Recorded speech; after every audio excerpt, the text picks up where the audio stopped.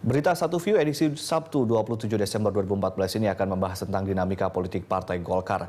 Usaha untuk islah telah dilakukan dengan pertemuan kedua kubu partai berlambang pohon beringin tersebut. Dan untuk melihat bagaimana media memandang tentang dinamika Partai Golkar ini telah hadir di studio Berita Satu Wakil Pemimpin Umum Jurnal Nasional atau Jurnas.com Budi Winarno dan juga Redaktur Pelaksana Kompas.com Mas Tri Wahono. Selamat malam, maksud kami selamat pagi Mas Tri sama Mas Budi. Pagi. Tadi. Iya, ini ada yang bilang, ada salah satu partai, artinya orang Golkar juga mengatakan bahwa ini Belanda masih jauh katanya nih. Ini kira-kira roman-romannya akan seperti apa nih Golkar nih, Mas Tri? Jadi di Golkar sendiri sekarang ini terjadi tarik-menarik antara dua kubu. Tentu saja dalam dinamika partai yang menjadi tujuan muara dari proses politik ini kan kekuasaan.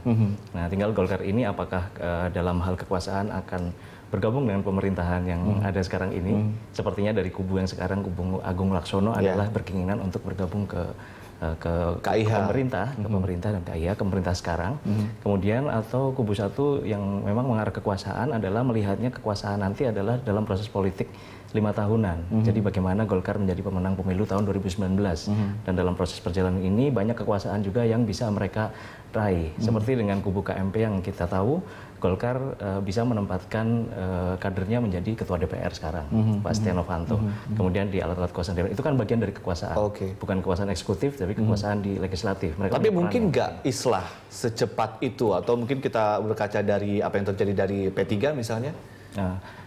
Kalau melihat dari sejarah politik Golkar gitu ya, di Golkar sendiri sebenarnya ini partai kader ya, banyak sekali tokoh-tokoh yang dihasilkan di Golkar. Hanya saja untuk sekarang memang tidak ada tokoh yang tokoh sentral yang menjadi pemersatu. Kita lihat tokoh seperti Pak Ical ternyata belum bisa memegang seluruh elemen yang ada di Golkar. Tapi kalau melihat bahwa Golkar ini sebagai partai kader, kemudian partai politik yang besar loh, Golkar itu kemarin nomor 2 kan, termasuk partai politik yang besar dari sisi dukungan. Saya kira untuk ini menjadi pecah gitu. Sepertinya kecil kemungkinannya. Karena dari kedua kubu sekarang pun islah ini dilakukan tetap dengan jalan upaya bagaimana menyatukan kedua kubu. Oke, kalau kata Mas Tri, kemungkinan untuk pecah itu kecil. Kalau untuk Mas Budi gimana? Apakah betul nanti Golkar bisa benar-benar islah? Fakta hari ini sebenarnya kalau terminologi politik pecah gitu ya. Pecah itu kan ya terbelah gitu ya. Ada kubu A, ada kubu B gitu. Faktanya kan sekarang seperti itu. Tapi sebenarnya boleh juga kita lihat yang sekarang kejadiannya adalah friksi seperti itu aja. Kalau pecah terlalu berat ya kita bilang friksi gitu. Friksi, jadi ada kelompok. Ada 2 versi lah ya. Ada 2 versi lah itu. Meskipun oleh Kemenkumham dua-duanya tidak diakui gitu ya. Atau dua-duanya dianggap sah. Saya kira apapun yang jelas Kemenkumham mengakui hasil Munas Pekanbaru. Artinya tetap di administrasinya Kementerian Hukum dan HAM, tetap Abu Rizal Bakri ketuanya kan seperti itu. Kubu Agung Laksono tidak diakui gitu. Nah, secara internal Golkar memang ada upaya untuk islah ini. Sebenarnya saya melihatnya makanya ya tren yang positif lah, bahwa kubu Ical dan kubu Agung Laksono sudah merintis untuk mengadakan pertemuan. Meskipun pertemuannya baru di level, kalau saya bilang level menengah atas gitu ya, tapi bukan atas sekali gitu ya. Karena Ical dan Agung Laksono belum bertemu gitu.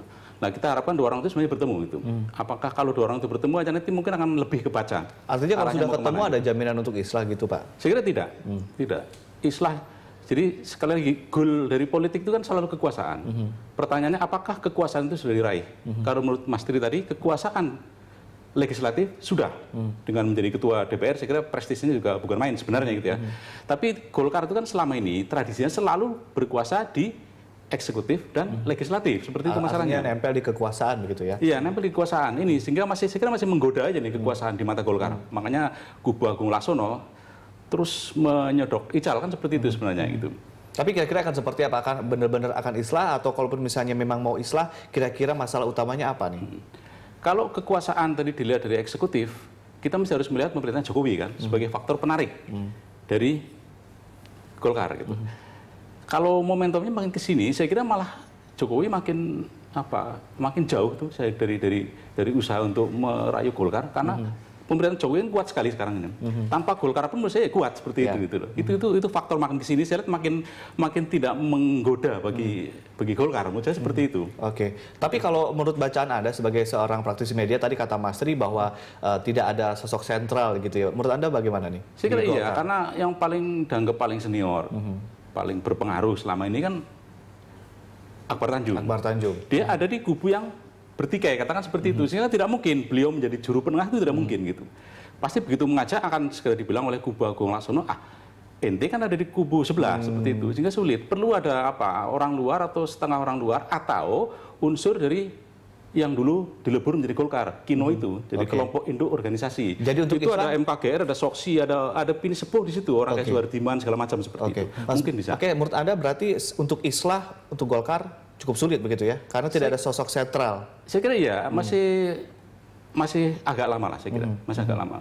Oke, Mas Tri, kalau kita lihat ada 3 kesepakatan. Pertama, kubu Agung Laksono dengan kubu Ical, mereka sepakat katanya akan menyetujui mengenai pilpres langsung, pilkada langsung. Tapi ada satu yang kemudian tidak mereka setujui adalah kubu Agung Laksono meminta Ical untuk keluar dari KMP. Ini kira-kira bagaimana nih?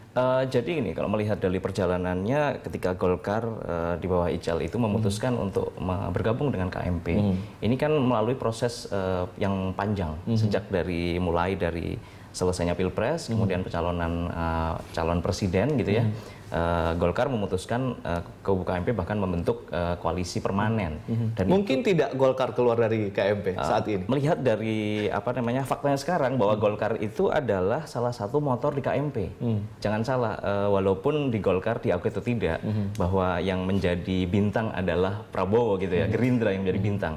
Tapi Gerindra dengan sukarela memberikan tempat ke Golkar untuk menjadi ketua DPR, mengisi alat-alat kelengkapan DPR. Kunciannya di situ Jadi posisi Golkar di KMP ini sangat besar.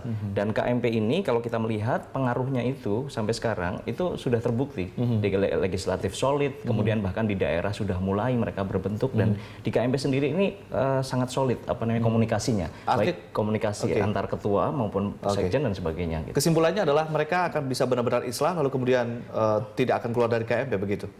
Saya kira ini masih menjadi bargain bagi Golkar. Dengan posisi di KMP sekarang, mereka masih punya kesempatan untuk punya kesempatan untuk mengambil peran di pemerintahan 5 tahun ke depan walaupun tidak di eksekutif gitu ya. Bahkan bisa mulai di daerah itu mulai menyiapkan untuk 5 tahun ke depan kekuasaan yang lebih panjang. Sementara ketika di pemerintahan mungkin mereka akan bisa langsung terlibat dalam pemerintahan seperti tradisi sebelumnya. Dua hal ini masih menjadi pertimbangan menurut saya. Gitu. Jadi akan tergantung di pohon beringin ini akan mengikuti angin kemana gitu ya daun-daunnya ya. Nanti kita akan sambung lagi Mas Tri dan juga Mas Budi setelah jeda yang satu ini dan pemirsa tetaplah bersama kami.